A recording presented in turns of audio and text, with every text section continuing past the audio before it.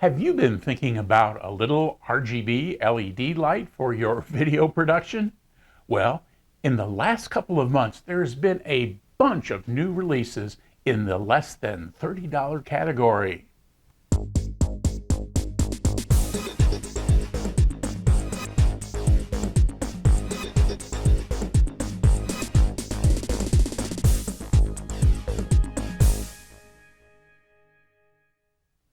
Hi, and welcome to the Gadget Talk channel, where we do reviews and how-tos on a variety of cool electronic gadgets that catch my eye.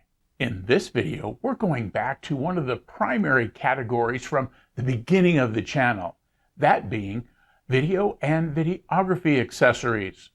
We'll be looking at a nice little RGB LED light from HAFOKO called the Model W64. The fact is, there are several lights like this on Amazon sold under a couple of different brand names. For all practical purposes, they're pretty much the same. I went with this model as it was about half the price of the highest price model in the Mini RGB category. As you might know, frugal is one of the watchwords of this channel. RGB lights give you a variety of lighting options above and beyond single color LED light panels. Most lights, including this one, give you three primary modes to work with. CCT mode, or correlated color temperature mode, allows you to set both the brightness and the color of the temperature in degrees Kelvin. Lower temps result in warmer colors. For example, a high temperature in the 6,000 degree range will be a bright blue-tinted color simulating sunshine on a nice day. A low temperature, such as 2,500 degrees, will cast a warm yellow or gold color like candlelight during a romantic dinner. CCT mode will allow you to match other lights you may be using in your scene. RGB mode allows you to set the color of the light. Settings go from 0 degrees to 360 degrees. In this case, think of degrees as in the degrees of a compass rose. 0 is red, and as you move through the settings, the color changes to yellow, green, blue, purple, and back to red at 360 degrees. You may have noticed some folks on YouTube using these lights to cast colored hues on background walls. The third mode is called Effects mode. The W64 has 20 settings you can use to simulate various situations. For example, there's a police mode that flashes red and blue, simulating a police strobe. Other effects include random white pulses for lightning during a storm, or the soft, warm, flickering glow of candlelight. Effects like these allow you to simulate background lighting effects or reflections off your talent in a dramatic scene. The W64 comes with a 2,000 milliamp hour battery and charges via the included USB Type-C cable. Let's take a closer look. So here's the box that the little W64 RGB light comes in, and it's small enough and strong enough to provide some protection in your kit bag. So you may want to keep this just to keep your device safe, but let's see what else comes along with it. The first thing we'll look at is the owner's manual, or in this case more of a pamphlet. As you open it up, you find that one of the sides is in Chinese, the other side is in English, and it gives you some diagrams, labels the buttons that are on the back, and then it gives you a list of the various effect modes and some product specifications. It's a pretty simple device, and it's a pretty simple owner's manual. You charge the device using an USB-C, and when you charge it for the first time, it's not going to do anything. It's just going to look like it's sitting there on your charger, but it is charging. There's no symbol that comes on or anything like that. But after a couple of hours, you turn it on and it's going to work just fine. So don't let that alarm you. And again, a USB-A and C cable for the device.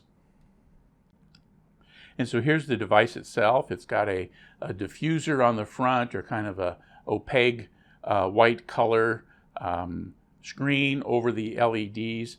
It's got a 1/4-20 socket on the back, and you can move this little ring down to slide it on to the hot shoe mount on your camera or other mounting device. And then it's got hot shoe mounts on the other 3 sides, which allow you to connect this to other devices or to slide a microphone in there and that kind of thing. Now on the back, there's a magnet here, so you can use this against a piece of metal to stick it somewhere for yourself.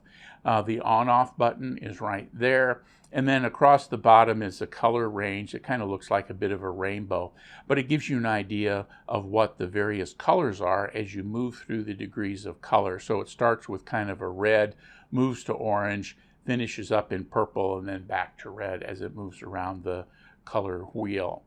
Now, here is a little LED screen that shows what's happening, and then you control that with these 2 buttons. And so here you can make movements on this little button. You can raise and lower the intensity with this little button, and then making a short press on the power button changes between modes. So let's take a look at what that looks like. A long press, it comes up, and since it's in a color, you can see it reflecting off the table right here. It's at 172 degrees and 61% brightness. And so if I move this wheel over here, I can increase or decrease the brightness.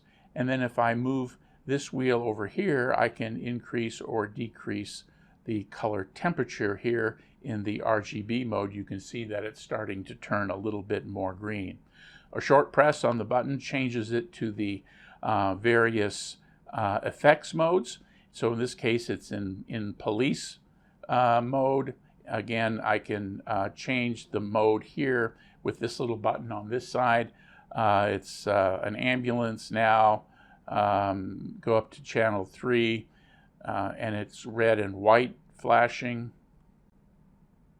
Again, these 20 different modes or effects are all listed in the instructions. This is kind of the TV. If you had a TV in the background, notice it changes a little bit, as if there was movement on the television. And then last but not least, here is the CCT mode, or the correlated color temperature mode. And so in this case, again, this button on this side changes the intensity. This button on this side changes the temperature. So right now it's kind of a high temperature or cool color, more of a bluish color. It's at 6410 here on the little display. I can change that to go all the way up to about 9,000, and you can definitely see a bit of a blue tint there at that high color temperature. If I run it down, I'm now back to about 64. I'm down to 4,000, 3,000, 2,700.